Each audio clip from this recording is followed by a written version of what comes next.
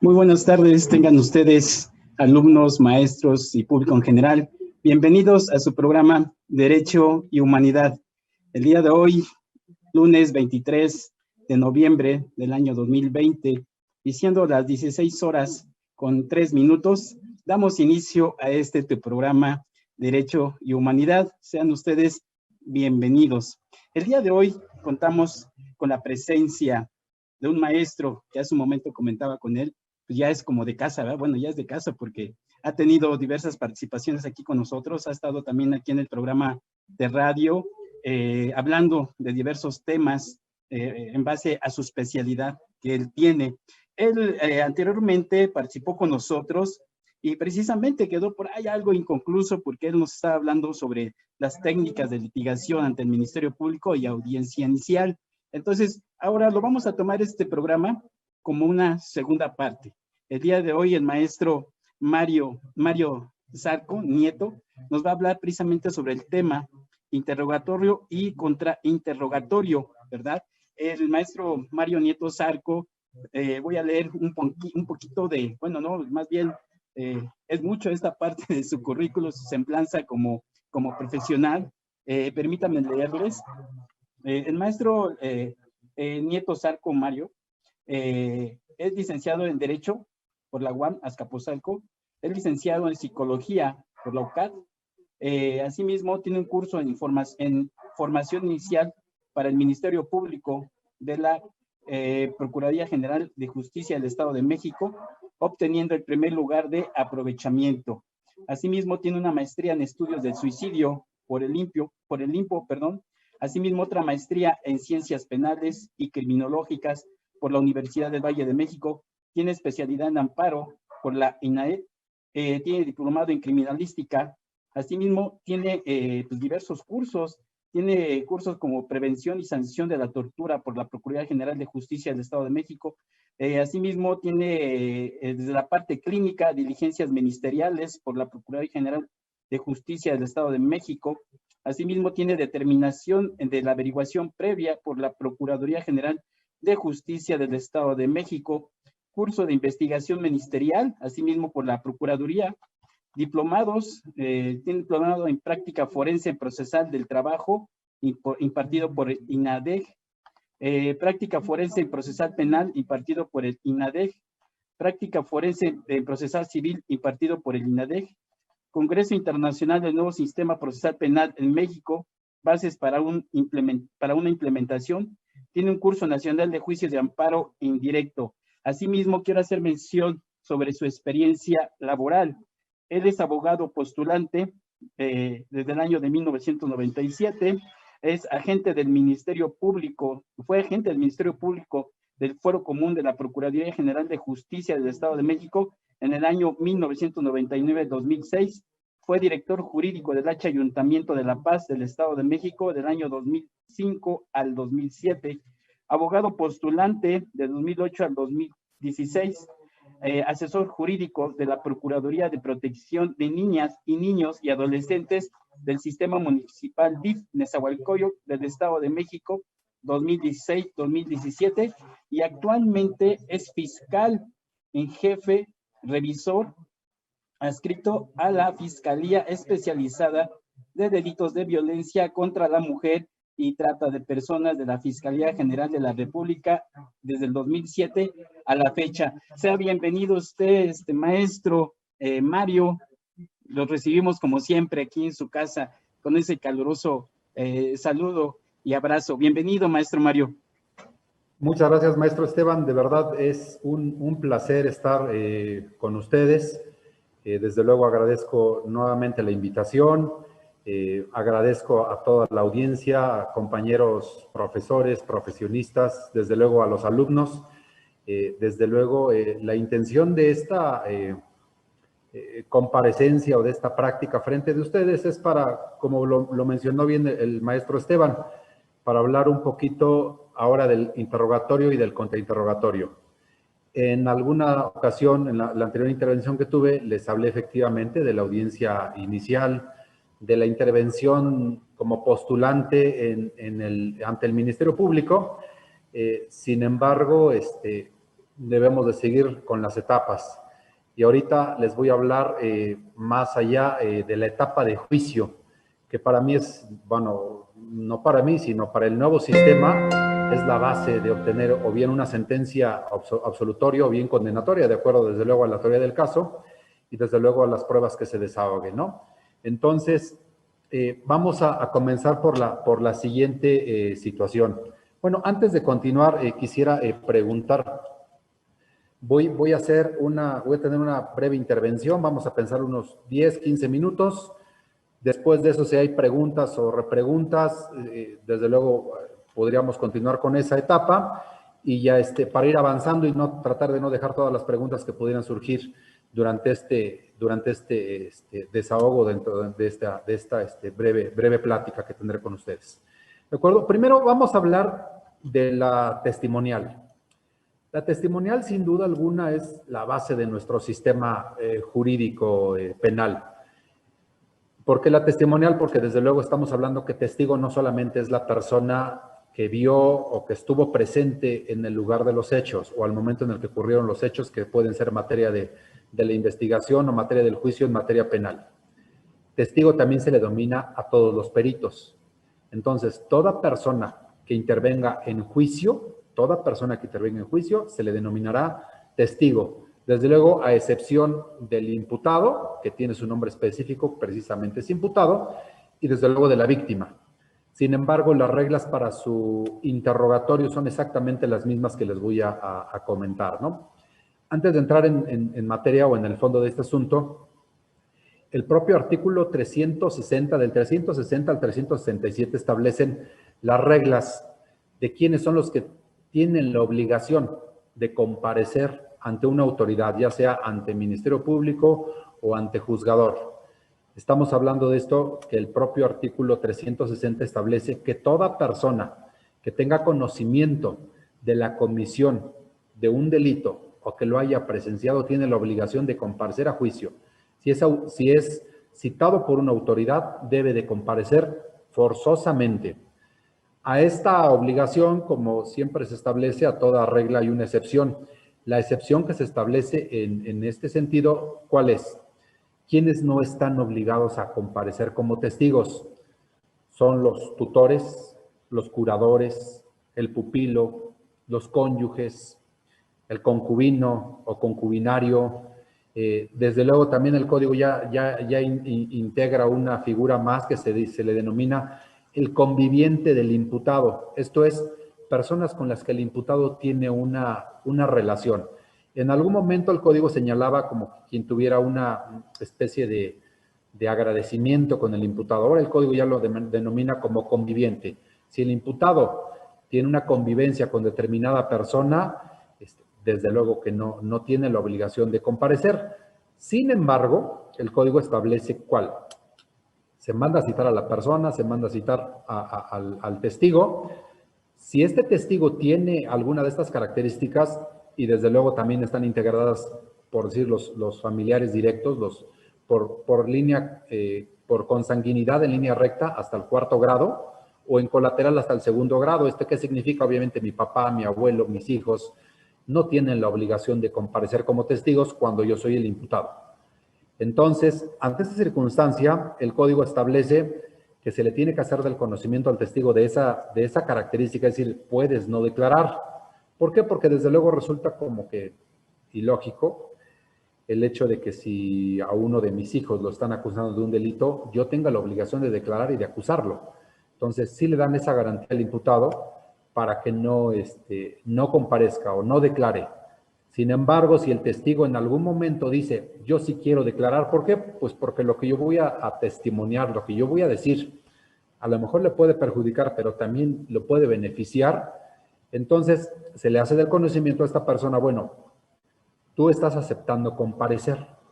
Si en algún momento tú decides a medio interrogatorio ya no contestar las preguntas, no lo puedes hacer. Es decir, una vez que esos testigos acepten declarar, ya no hay forma.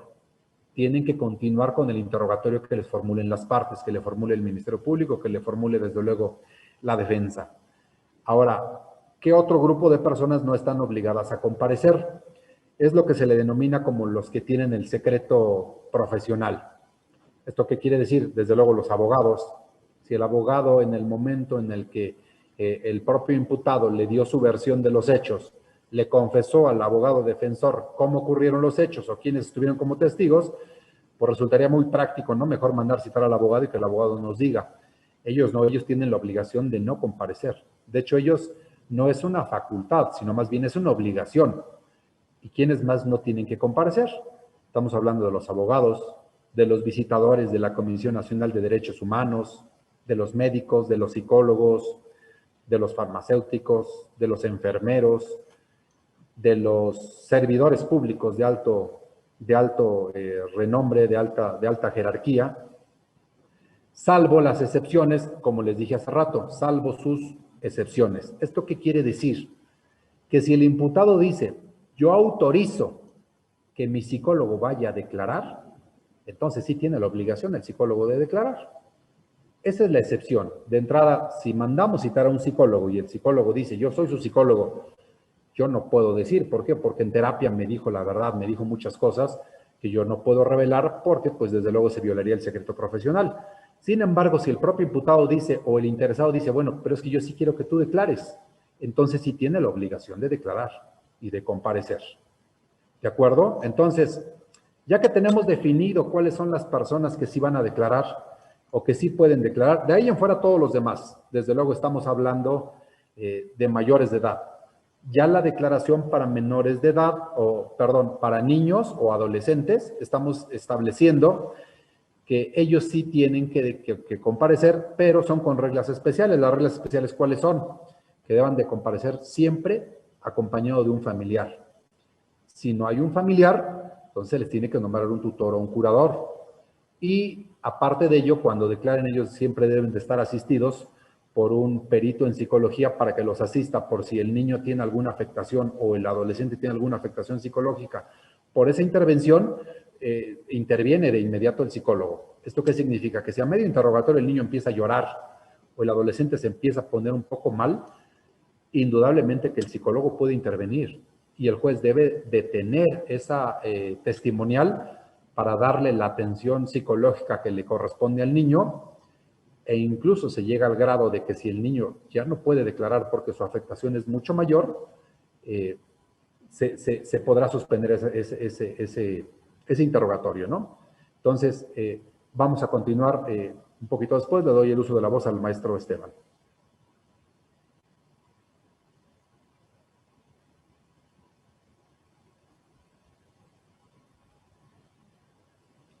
Perdón, maestro, no se le escucha.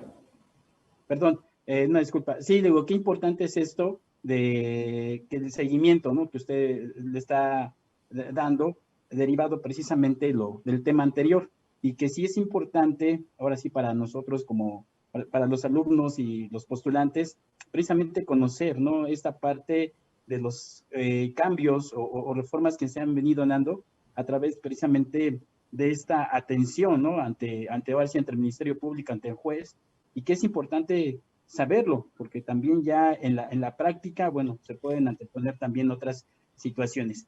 Muy bien, maestro, pues vamos a una pausa, regresamos, estamos dialogando con el maestro Mario Nieto Zarco, con el tema interrogatorio y contrainterrogatorio. Regresamos, este es tu programa Derecho y Humanidad. No te vayas.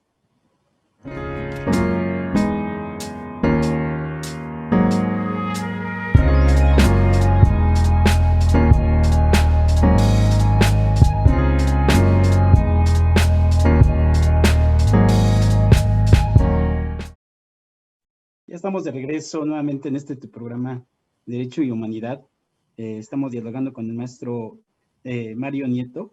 Precisamente nos está hablando sobre este tema tan importante que, como todo postulante, debemos de conocer, lo que es el interrogatorio y contrainterrogatorio. Maestro, permítame mencionar algunos saludos y algunos comentarios de los alumnos.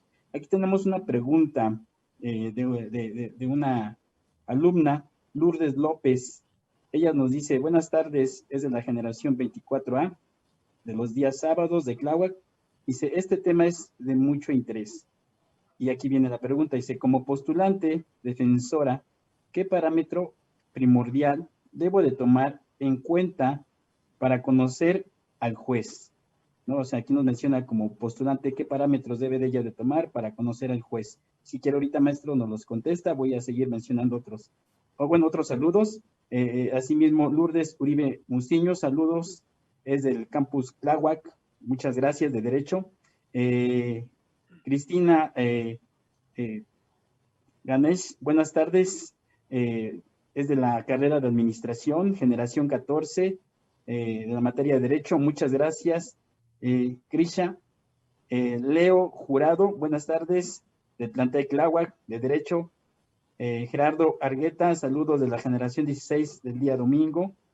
Eugenia Martínez, asimismo, nos menciona que es un tema muy importante, de los cuales serían, que se deberían de tocar más seguido, y para poder precisamente llevar a cabo un buen interrogatorio. Muchas gracias, Eugenia. Maida, buenas tardes, saludos al maestro Mario Nieto, excelente tema, como siempre, impartiendo buenos temas. Gracias, reconocimiento al maestro Mario. Salvador García Cerón, buenas tardes, de la generación 22A, muchas gracias.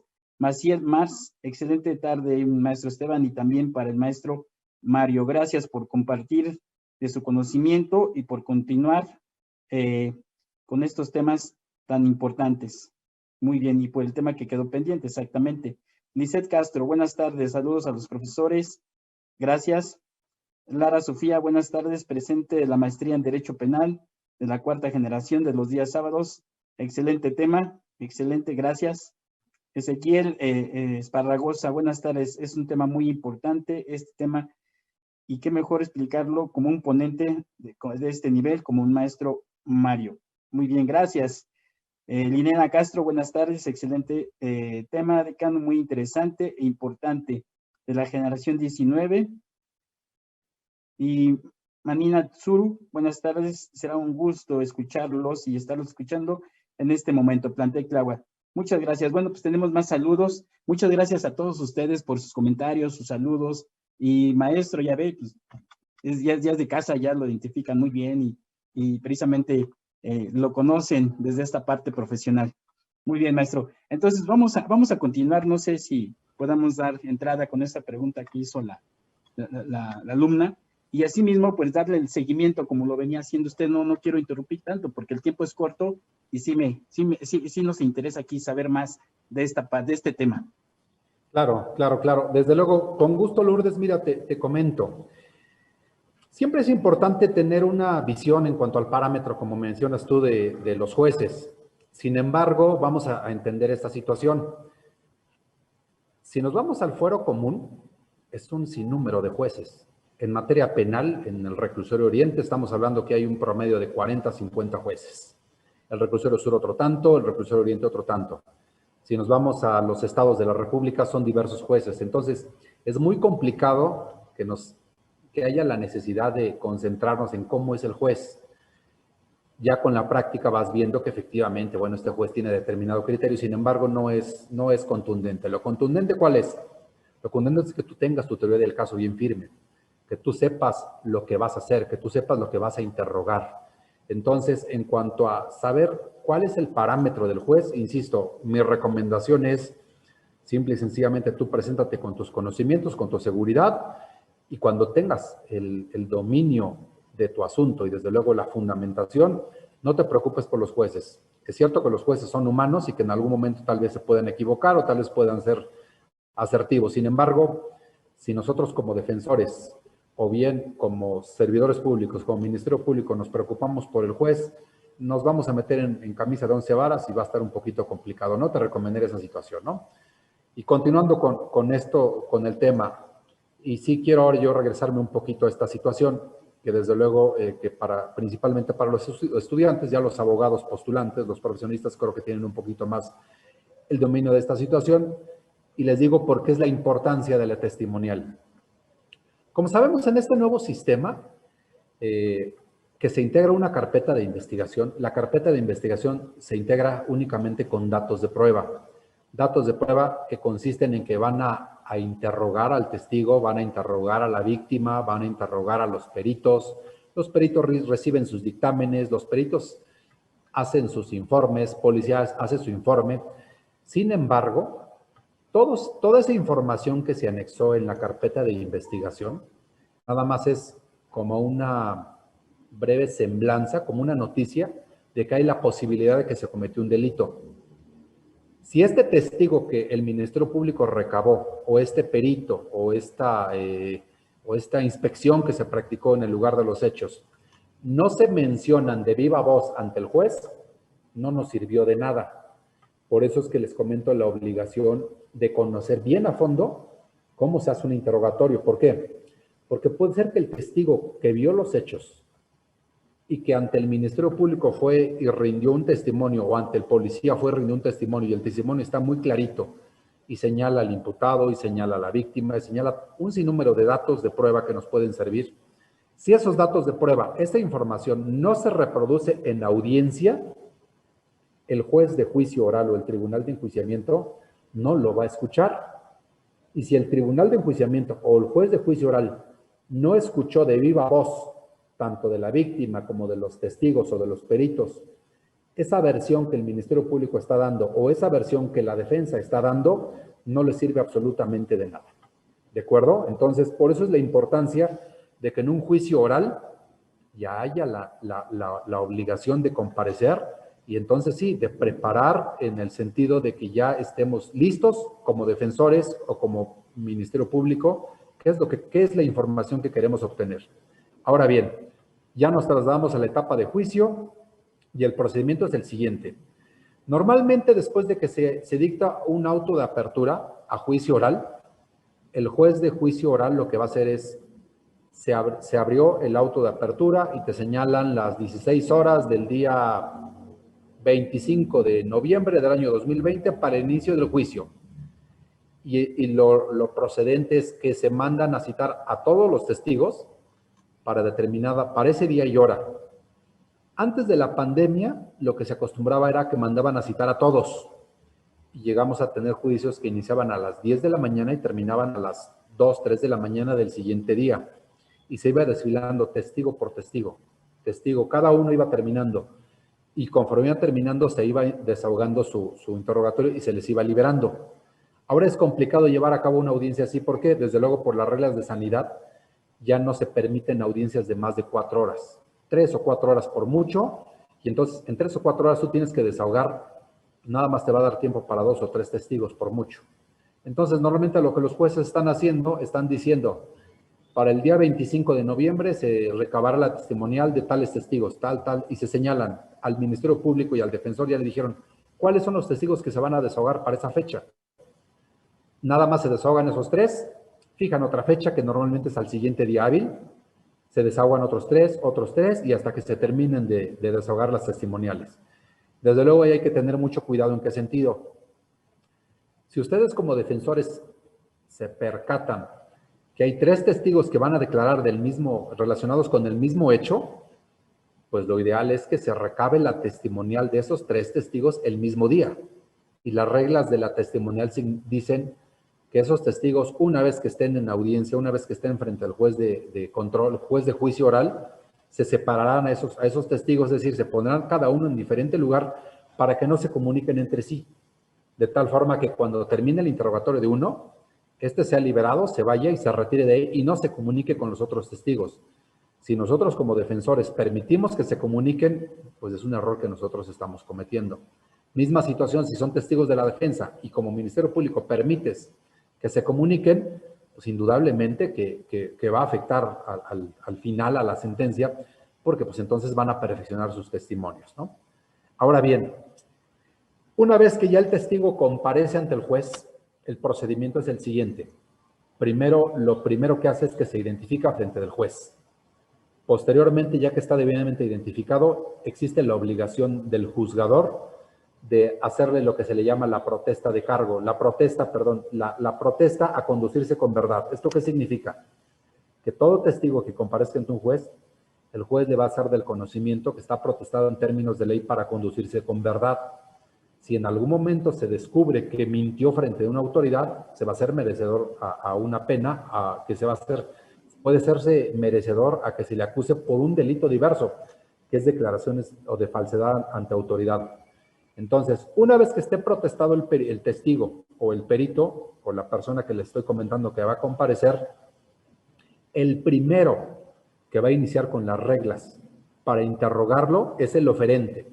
Esto es, si el Ministerio Público fue quien ofreció ese testigo, ese va a ser el primero que va a hacer su interrogatorio. Ahora, el interrogatorio va a consistir en ¿qué?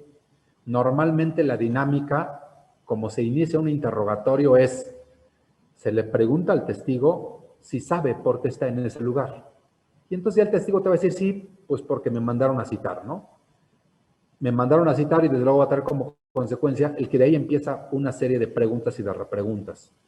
Le doy el uso de la palabra al maestro Esteban para continuar en un breve tiempo. Sí, maestro, muchas gracias. Sí, efectivamente, ahorita ya estamos entrando más de lleno a esta parte que nos está explicando usted del interrogatorio. Nada más antes de irnos a la pausa, hay una pregunta precisamente también de un alumno que dice, ¿no? Aquí sí me llamó la atención mucho, se pregunta, dice, ¿qué hay del testimonio o carencia de testimonio de la parte religiosa con el secreto de confesión? ¿No sería importante aceptar su aportación, aunque viole su creencia, siempre y cuando sea para aclarar un caso? Bueno, aquí entonces, no sé si por ahí él haya tenido una relación de un caso así, de este tipo. Ahorita que regresemos, maestro, si se la puede contestar al compañero, por favor. Bueno, pues vamos a una pausa. Estamos dialogando con el maestro Mario Zarco. Y no te vayas, ese es tu programa Derecho y Humanidad. Regresamos contigo.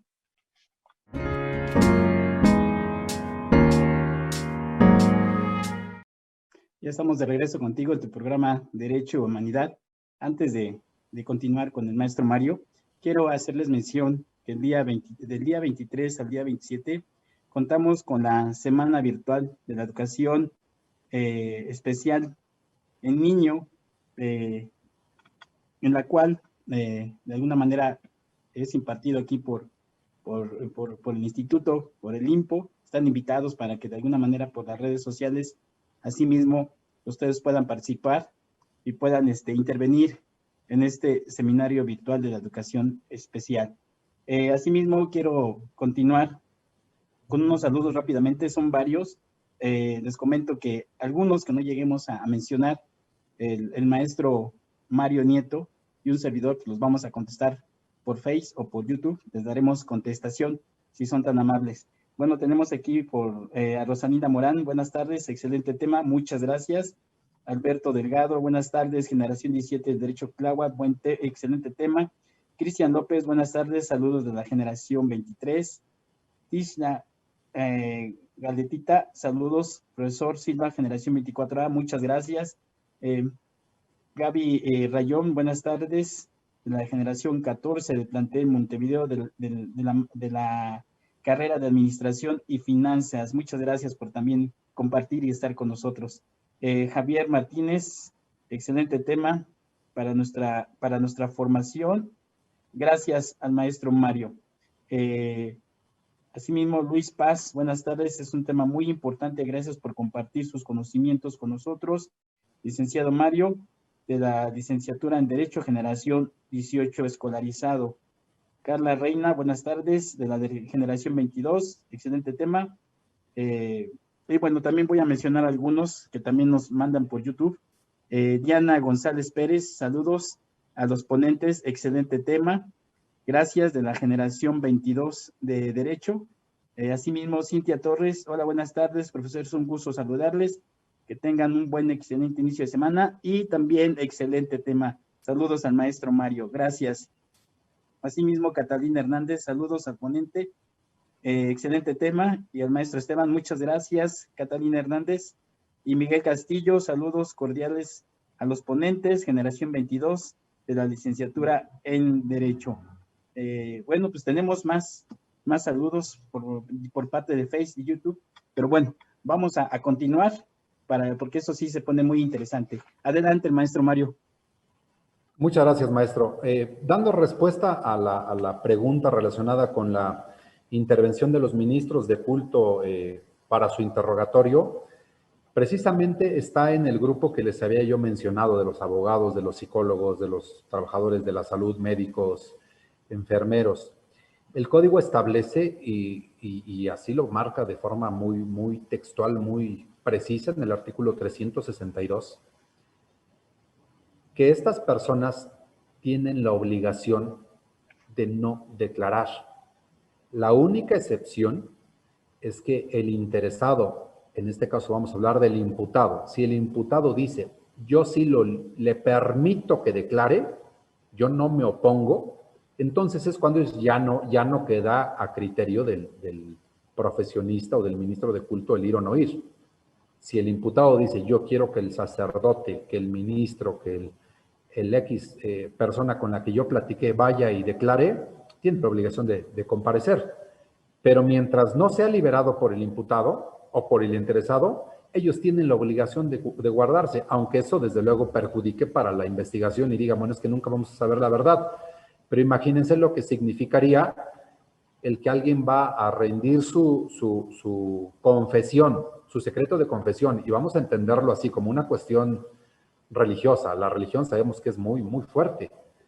Y si yo voy ante un ministro de culto, y el ministro de culto, que es una persona que intercede por mí ante Dios, le digo lo que pienso y le digo lo que ocurrió, y ya después sé que él me va a ir a acusar, pues entonces pierde crédito, desde luego, toda la religión. Entonces, eso no se permite porque son reglas sociales, reglas morales, reglas éticas, motivo por el cual no se permite.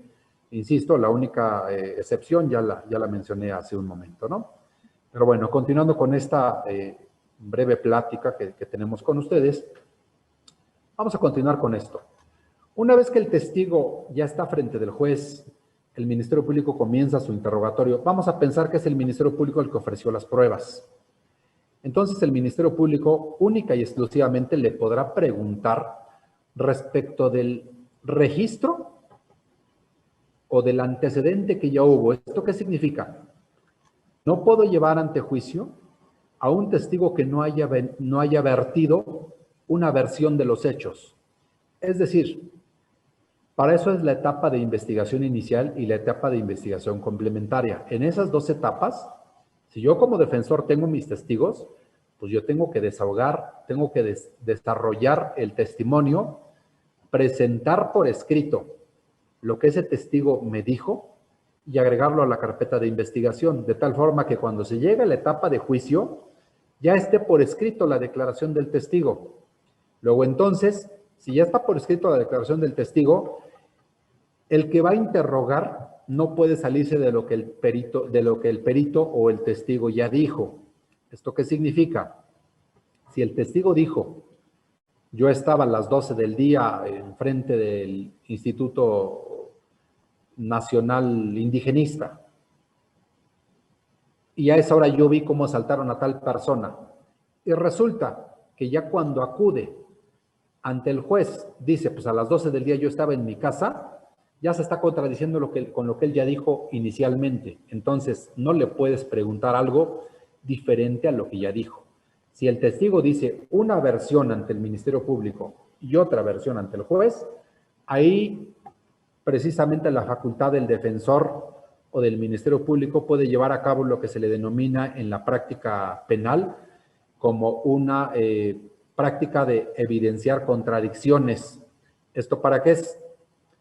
Esto para evidenciar ante el juez que el testigo está mintiendo y que obviamente el juez no lo tome en cuenta en el momento de dictar su sentencia. Si nosotros como defensores observamos que el testigo está declarando algo diferente, está diciendo una versión, ya está corrigiendo su versión que dio ante el Ministerio Público, entonces le vamos a pedir al juez, su señoría, solicito en aras de una técnica de litigación que se le denomina para evidenciar contradicciones, solicito se le dé lectura nada más al renglón, nada más al párrafo, en donde dijo una versión diferente el testigo a lo que está diciendo en este momento. ¿Esto cómo se hace?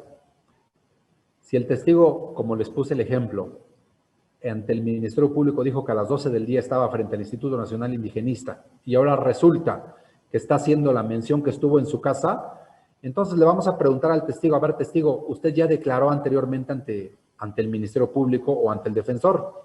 Él va a contestar, sí, ya declaré. ¿Recuerda usted qué fue lo que declaró? Él, en el momento en el que ya esté evidenciado que hay contradicciones, va a decir, no, no me acuerdo. Entonces, si no me acuerdo, vamos a llevar a cabo lo que se le denomina un refresco de memoria y con la intención de evidenciar las contradicciones.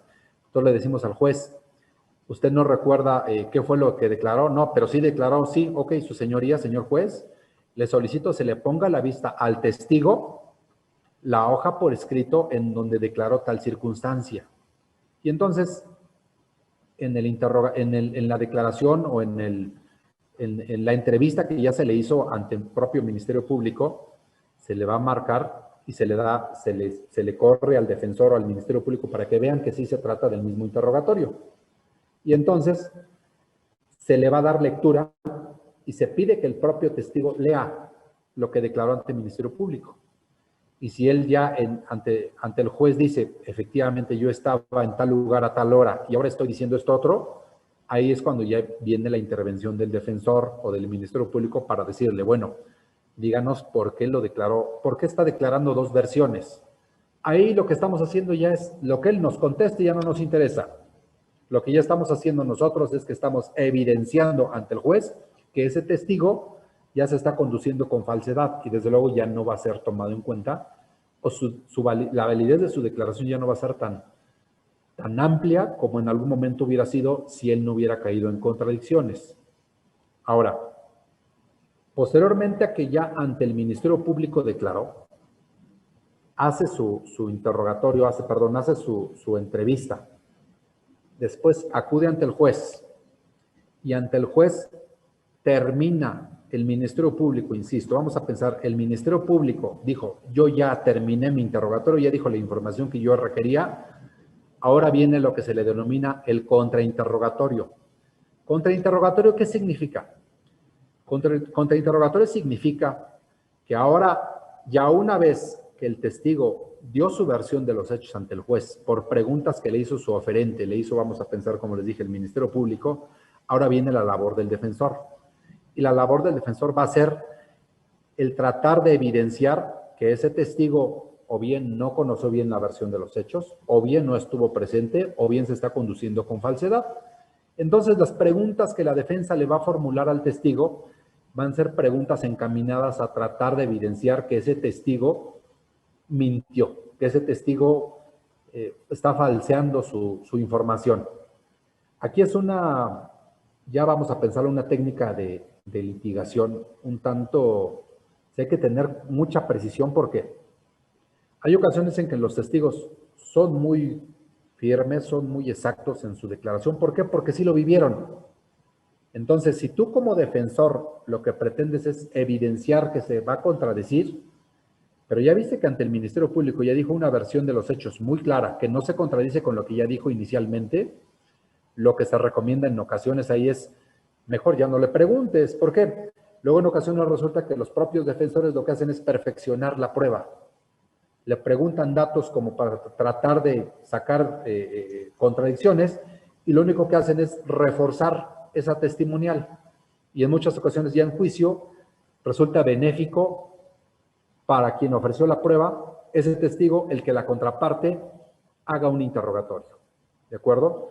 Le doy el uso de la voz, maestro Esteban, y continuamos.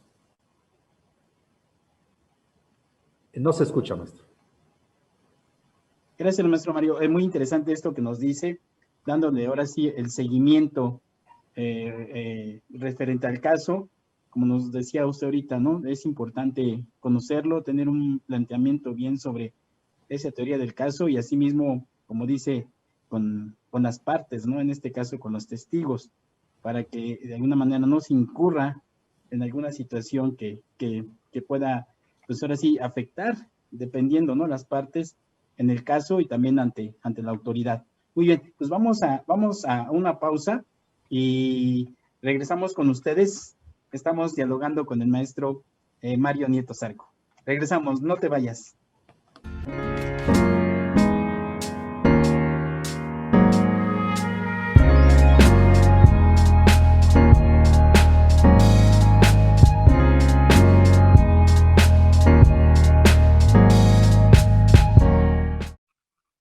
estamos de regreso en este tu programa Derecho y Humanidad. Rápidamente, últimos saludos porque hay más. Aquí tenemos una pregunta más bien que nos hace precisamente un alumno. Nos dice aquí, si se sabe de un testigo que tiene información valiosa a favor del imputado y este no quiere declarar, ¿se puede obligar o en todo caso se reserva su identidad? Es una pregunta que nos hacen, maestro, también para usted. Y igualmente nos manda saludos el maestro Daniel Mansur Rodríguez. Muchas gracias, maestro, por estar con nosotros y acompañarnos el día de hoy. Asimismo, Aaron Hernández Carvajal, saludos, un gran ponente. Y saludos, maestro Esteban, muchas gracias. Josefina Campos Espíndola, buenas tardes, generación 20 de Derecho, muy interesante. Todo el tema, lo que explica es muy claro.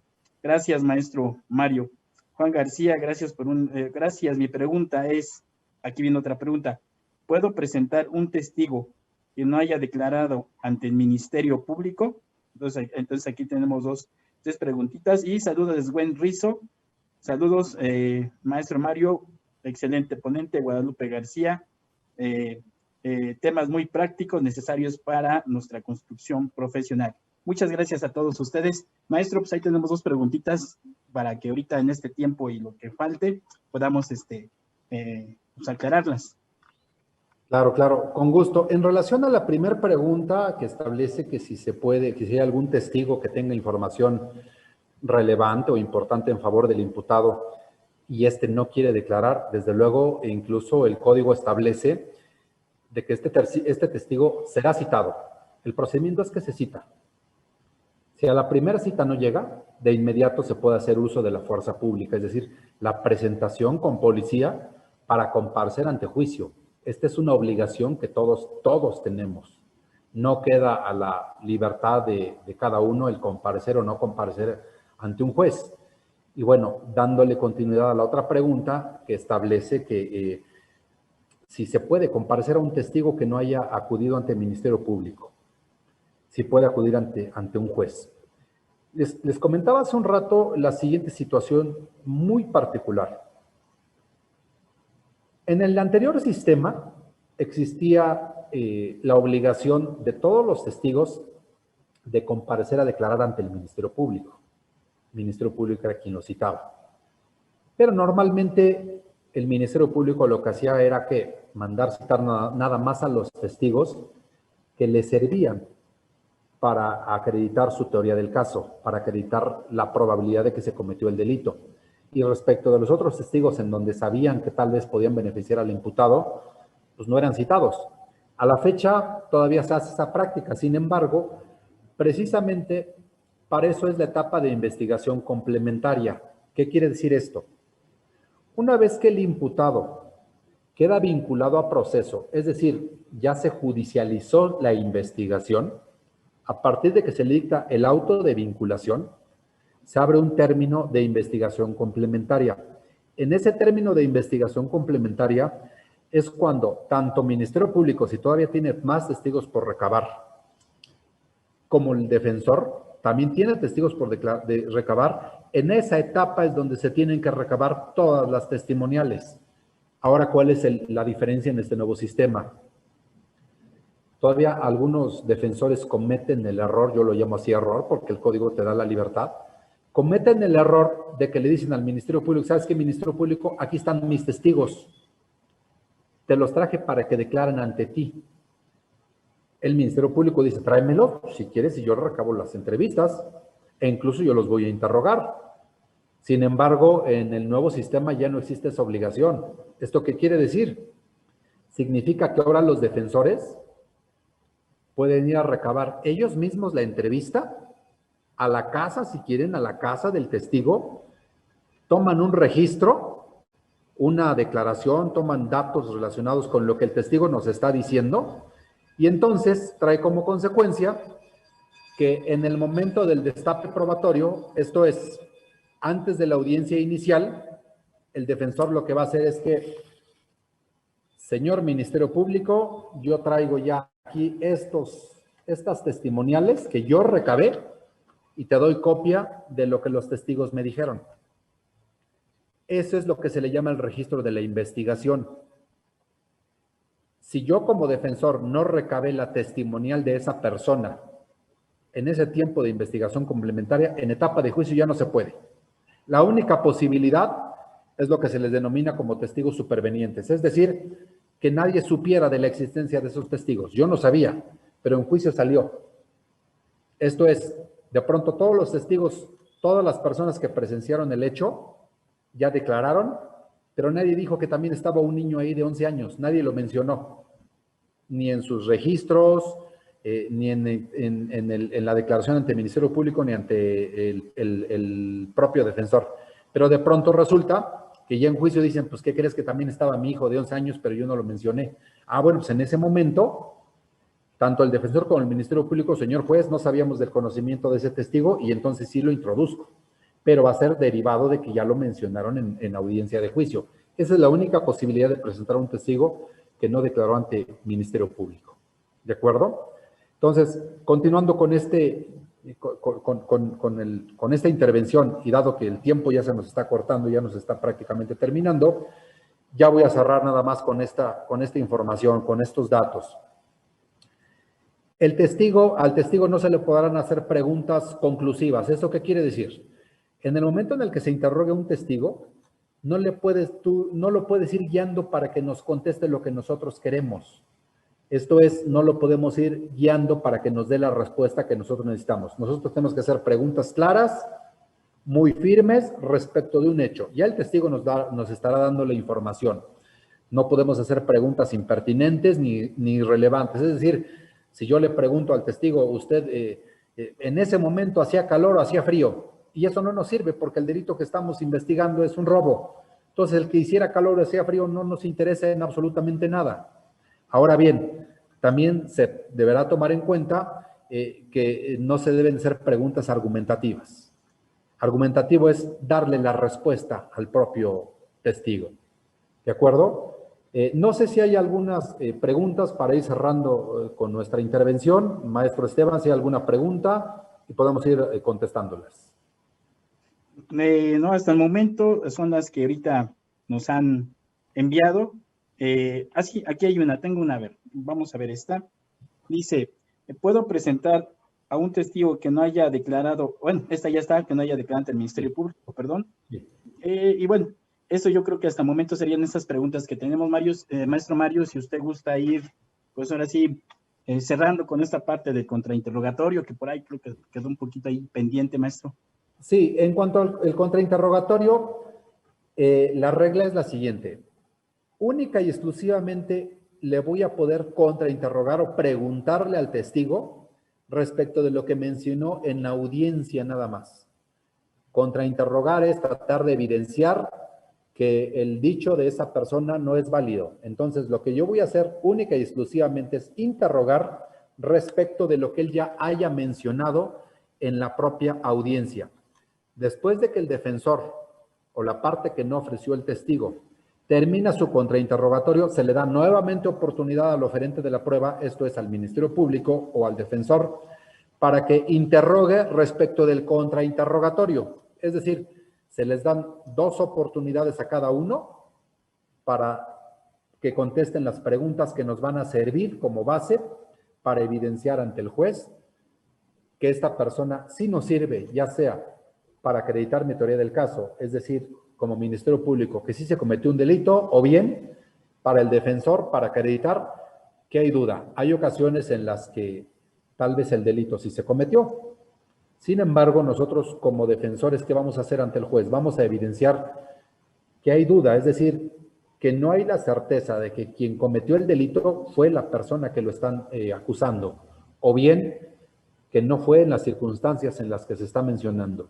Y entonces ahí puede al final obtener una sentencia absolutoria el defensor cuando ya te estás metiendo con el principio indubio pro reo. ¿Qué significa esto? Significa que si hay duda, absuélvelo. En muchas ocasiones las estrategias de los defensores simple y sencillamente no son acreditar al 100% que no se cometió el delito, sino lo que intentas acreditar es meterle la duda de si se cometió el delito en esa forma, de si realmente fue esta persona la que cometió el delito, Si fue en las circunstancias en las cuales se cometió el delito, y si hay duda, el Código y la propia Constitución establece, ante la duda, absuelve. ¿Esto qué significa también? Que el Ministerio Público tiene la obligación de comprobar el delito. Y pudiera ser que a lo mejor hay 10 testigos, y esos testigos todos son muy firmes, esos testigos son muy claros, pero resulta que uno de ellos siembra la duda por todos los demás y le mete la duda al juez.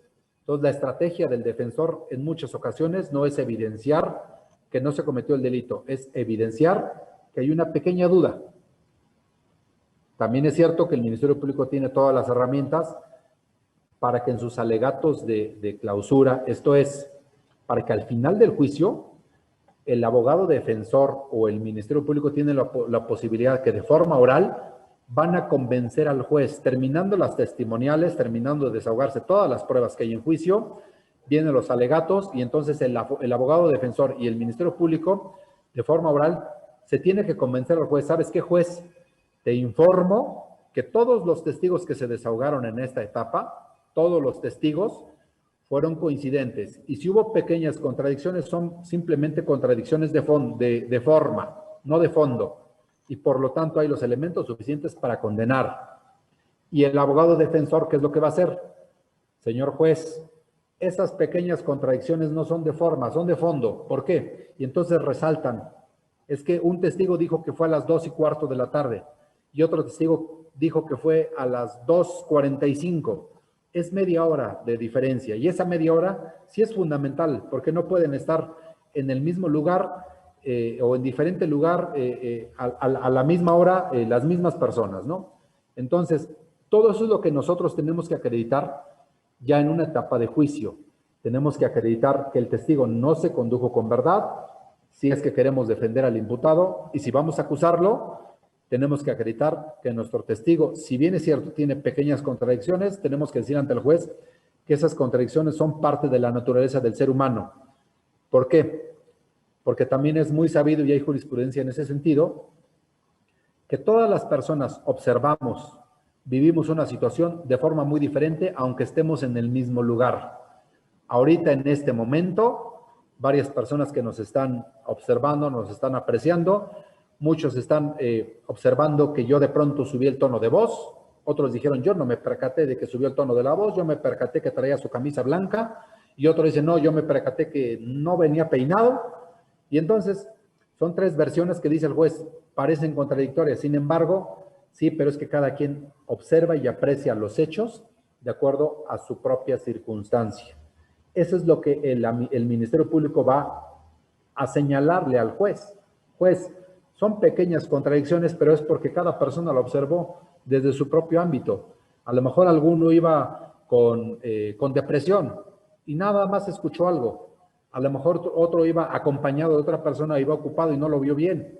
A lo mejor otra persona estaba en la esquina esperando a una persona y tuvo oportunidad de ver perfectamente bien todo. Entonces, es creíble que ocurran esas circunstancias. Le agradezco, maestro Esteban, perdón. No, al contrario, maestro Mario. Desafortunadamente hemos llegado a cumplir una misión más de nuestro programa, un importante tema que todo estudiante y también postulante, ¿por qué no debemos también de conocer? Y que son temas que de alguna manera son actuales, ¿no? Y relevantes precisamente para nuestra profesión.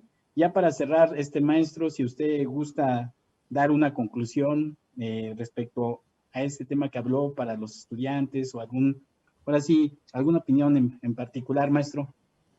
Sí, desde luego, aquí sí es importante siempre saber como un principio, no está en el código, pero sí se le recomienda, desde luego, si yo como defensor o como Ministerio Público voy a presentar un testigo, yo ya tengo que saber qué es lo que va a declarar mi testigo. Si yo traigo un testigo que no sé qué es lo que me va a declarar, mejor no lo presenten. Es decir, yo debo de dominar siempre, no aleccionar al testigo. Sí debo de saber qué es lo que me va a decir el testigo para saber qué es lo que le voy a preguntar. Sabiendo que esto es la base de nuestro nuevo sistema de justicia penal, oral y adversarial. Y aprovecho esta última intervención para agradecer, maestro Esteban, la oportunidad que tengo nuevamente de interactuar con ustedes y quedamos a la orden. Muchas gracias.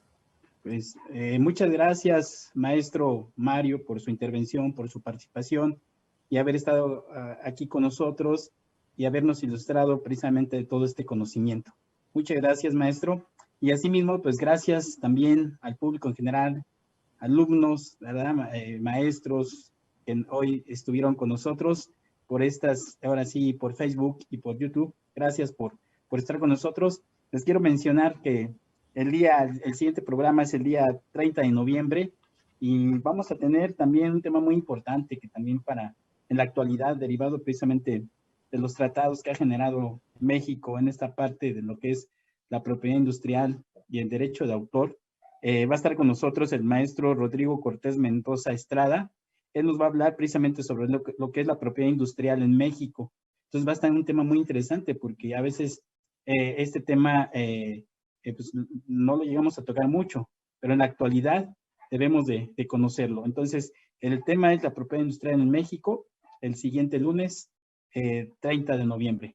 Pues muchas gracias por estar con nosotros, a todos ustedes. Gracias una vez más, maestro Mario, por compartir y estar aquí con nosotros. A todos ustedes, a toda la comunidad, IMES, IMPO, sí, a todos los en esta parte de la Academia de Derecho. Gracias y nos vemos la próxima semana. Este fue tu programa Derecho y Humanidad.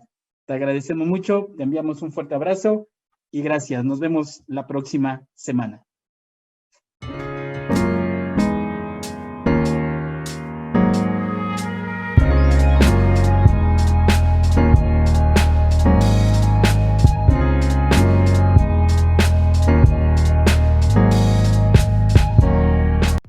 Si te gusta el contenido, dale like al video. Suscríbete y activa las notificaciones presionando la campana.